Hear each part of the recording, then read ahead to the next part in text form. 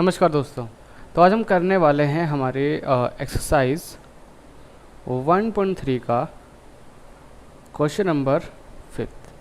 ठीक है, तो क्वेश्चन नंबर 5 क्या है? इसमें लिखा है कि 1/7 के दशमलव प्रसार में अंकों की पूर्ण आवर्ती खंड में अंकों की अधिकतम संख्या क्या हो सकती है। यानी कि अगर हम 1/7 को अगर हम भाग करते हैं तो उसका जो दशमलव प्रसार होगा उसमें जो अंक आएंगे, ठीक है, उनकी आवर्ती कितनी बार होगी, मतलब कितनी बार होने के बाद वो बार बार रिपीट होंगे। जैसे यहाँ पे पहले हम क्वेश्चन समझ लेते हैं। जैसे मैंने कहा कि हम 1 को भाग कर रहे हैं 17 से, ठीक है, तो यहाँ पर कुछ नंबर्स होंगे, ठीक है, जो रिपीट होंगे हमारे बार बार। जैसे मान लेते हैं 0 1 2 3 4 तक लिया, फिर दोबारा यहाँ पे 1 2 3 4 है ना, यानी कि 4 अंकों के बाद यही नंबर दोबारा रिपीट हो रहे हैं। तो क्वेश्चन में हमसे ये पूछ रहा है कि अगर हम 1 को 17 से भाग करते हैं तो कितने अंकों के बाद जो अंकों की आवर्ती है वो दोबारा शुरू होगी। ठीक है, पहले तो हमें बताना है कि कितने होंगे। तो सबसे पहले आप ये देखिए कि हमें 1 को भाग करना 17 से, तो 17 हमारा क्या है, भाजक, इसे बोलते हैं भाज्य। ठीक है, और यहाँ पे जो हमारे नंबर्स आएंगे उन्हें हम बोलेंगे भागफल।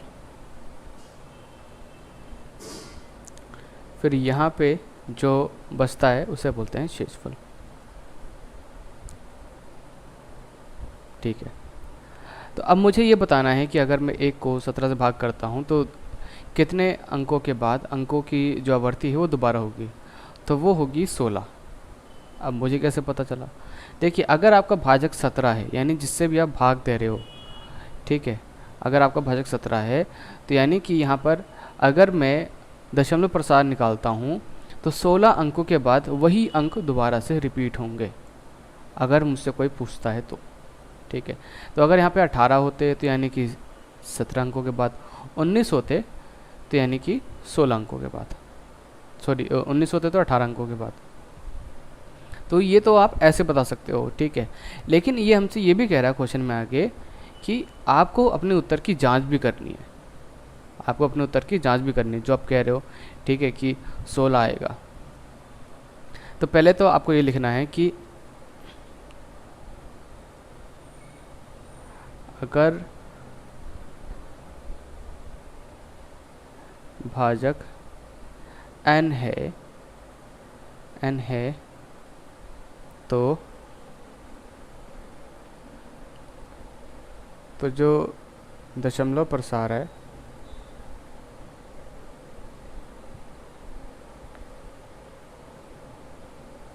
में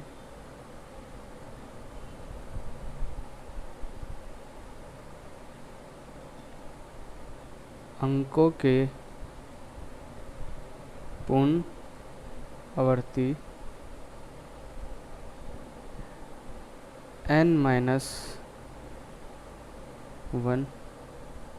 के बाद होगी।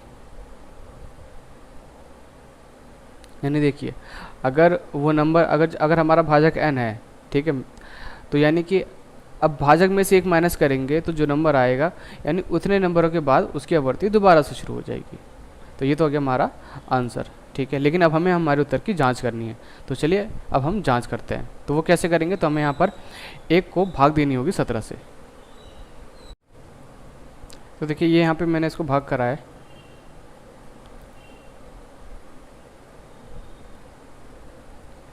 फिर इसके बाद ये यहाँ से शुरू है। ठीक है, अब देखिए यहाँ पे ध्यान से देखिए कि ये, तो यहाँ पर अब आपको देखना है कि कितने नंबर आए यहाँ पर। 1 2 3 4 5 6 7 8 9 10 11 12 13 14 15 16। ठीक है, तो 16 नंबर के बाद अब यहाँ पे अगर मैं इसको दोबारा से अगर मैं भाग करता हूँ, मतलब ये पूरा भाग तो नहीं हुआ, ठीक है ना, अभी और भाग हो सकता है। तो अगर मैं यहाँ से अगर दोबारा भाग करता हूँ तो यही नंबर दोबारा से रिपीट होने वाले हैं। ठीक है, तो यहाँ पर हमने अपने उत्तर की जांच भी कर ली है। अब हम करते हैं हमारा सेकंड क्वेश्चन।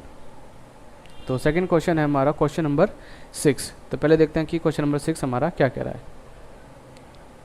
तो क्वेश्चन नंबर 6 कह रहा है कि अगर P अपॉन Q के रूप की परमेय संख्याओं के अनेक उदाहरण लीजिए। ठीक है, ये कह रहा है कि हमें क्या करना है, हमें P अपॉन Q की फॉर्म की बहुत सारी परमेय संख्या लेनी है। ठीक है, लेकिन जिनके एक के अतिरिक्त कोई अन्य उभयनिष्ठ और गुणनखंड नहीं है और जिसका शांत दशमलव निरूपण यानी कि प्रसार है। यानी देखिए, अब यहाँ पर हमसे ये भी बोला गया कि एक तो वो परमेय संख्या होनी चाहिए, दूसरा उनके अंकों के अगर हम उनके अंश और हर के अगर हम गुणनखंड निकालते हैं तो उनके उभयनिष्ठ गुणनखंड एक के अलावा और नहीं होने चाहिए। तो इस क्वेश्चन को पहले हम समझते हैं कि क्या कह रहा है।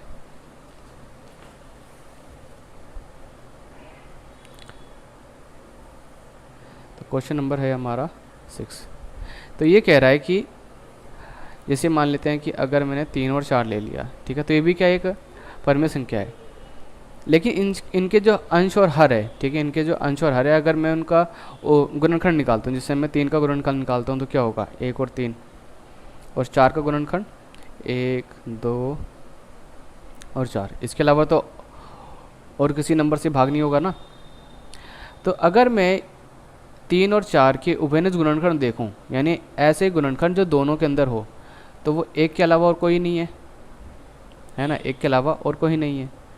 तो हमें परमेय संख्या तो लेनी है, लेकिन उनके अगर हम अंश और हर के अगर हम गुणनखंड निकालते हैं तो एक के अलावा और कोई गुणनखंड नहीं होना चाहिए। अगर मैं 4 8 लेता हूँ, 4 और 8 लेता हूँ, तो देखिए 4 के गुणनखंड कौन कौन से होते हैं, 1 हो गया, 2 4, और 8 के गुणनखंड 1 2 4 और ये हो गया 8।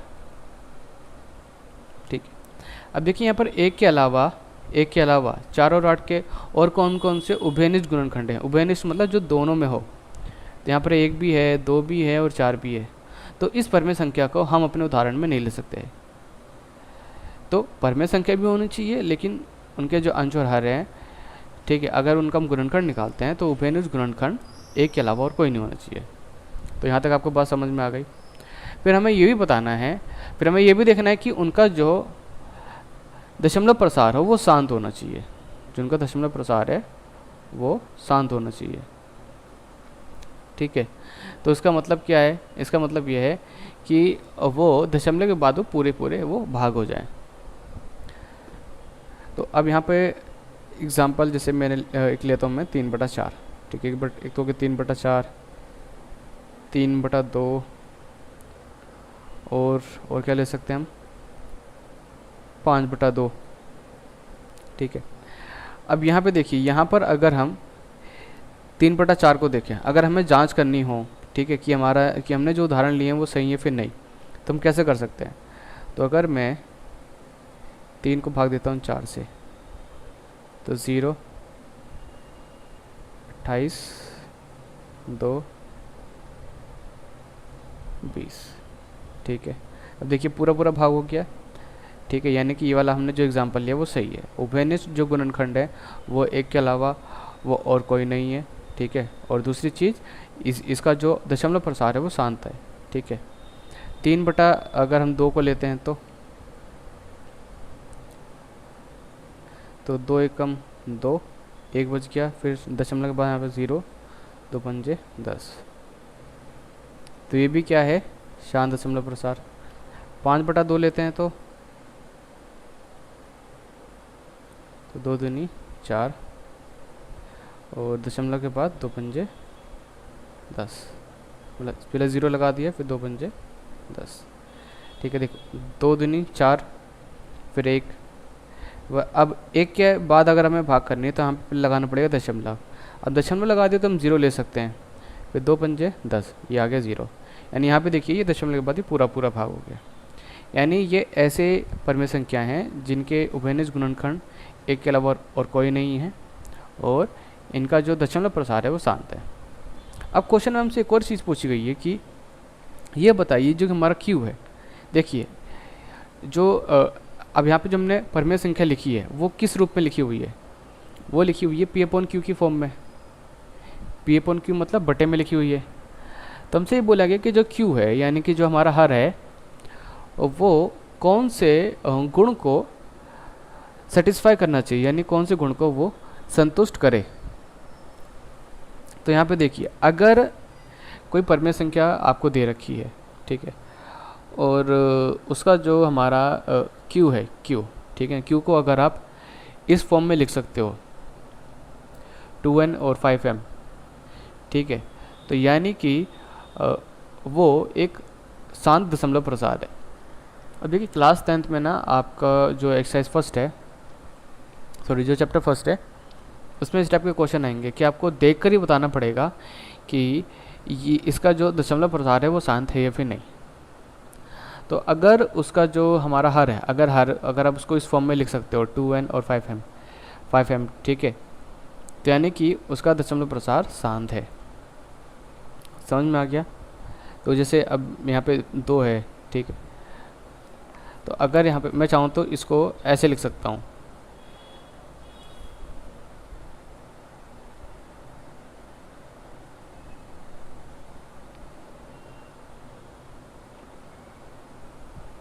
कहेंगे सर ये क्या हो गया। देखिए यहाँ पर 2 की पावर 1 है तो वो तो वैसी रहेगी। अगर किसी अंक, अगर कोई नंबर है और उस नंबर की पावर 0 है तो मतलब कि वो 1 के बराबर है। जैसे 2 और ये है ना, मल्टीप्लाई 5 की पावर 0 है, तो यानी कि 5 की पावर 0 बराबर है 1 के, ठीक है। तो मैं चाहे ये लिखूँ चाहे मैं ना लिखूँ। तो अब हम समझते हैं कि आपको आंसर कैसे लिखना है। तो आंसर आपको ऐसे लिखना है, पहले आपको डालना है क्वेश्चन नंबर है हमारा यहाँ पर 6, ठीक है, क्वेश्चन नंबर हमारा 6 हो गया। फिर आपने जो भी उदाहरण लिए थे, कौन कौन से लिए थे हमने, 3/2 और 3/4 और 5/2, ठीक है। अब हमें लिखना है Q अगर Q को हम 2n और 5m के रूप में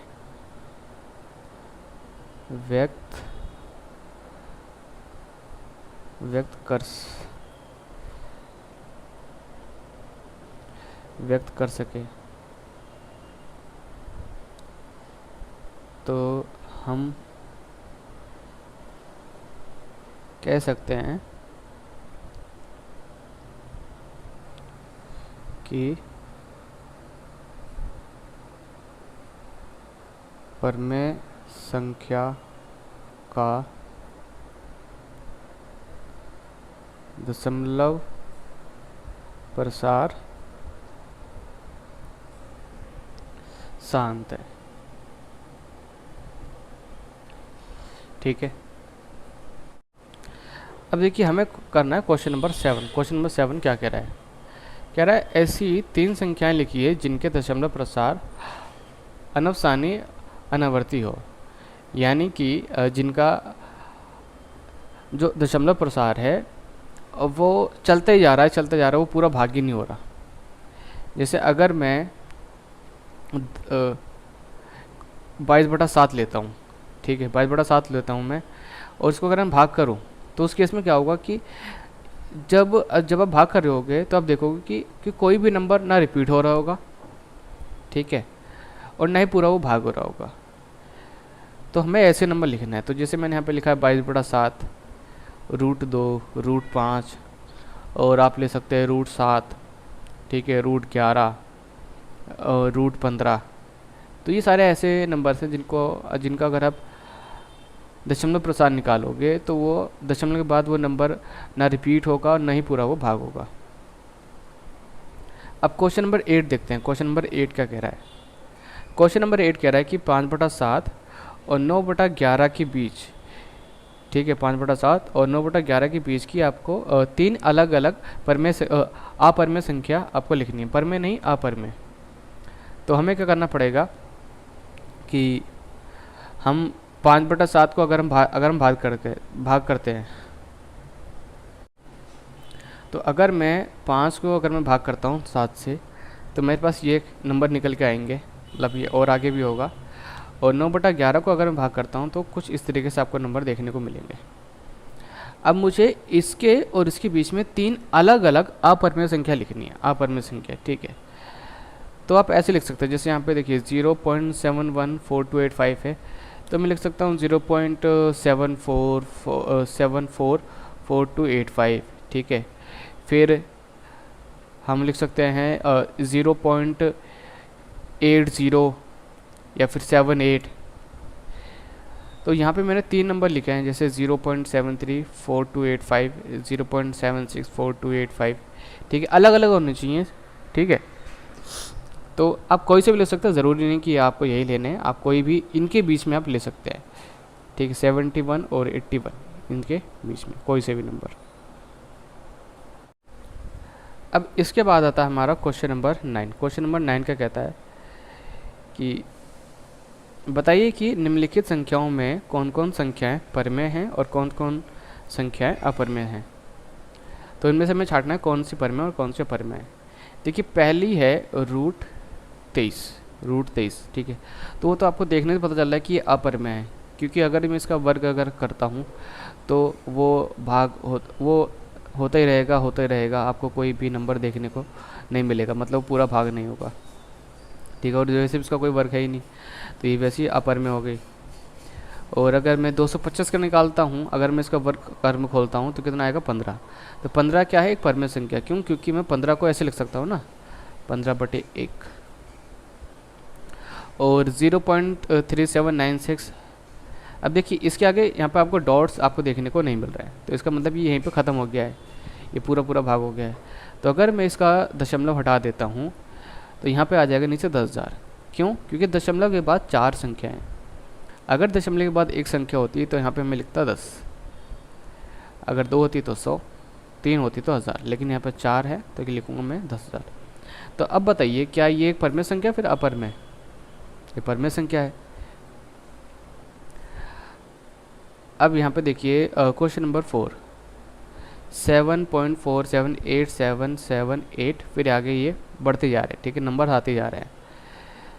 तो ये क्या है, ये अपरिमेय संख्या है, क्योंकि पूरी तरीके से भाग ही नहीं हो रही है, ना यहाँ पे आपको कोई पैटर्न देखने को मिल रहा है। यहाँ पे देखिए 1.10100100 फिर 1 फिर 00000, ठीक है।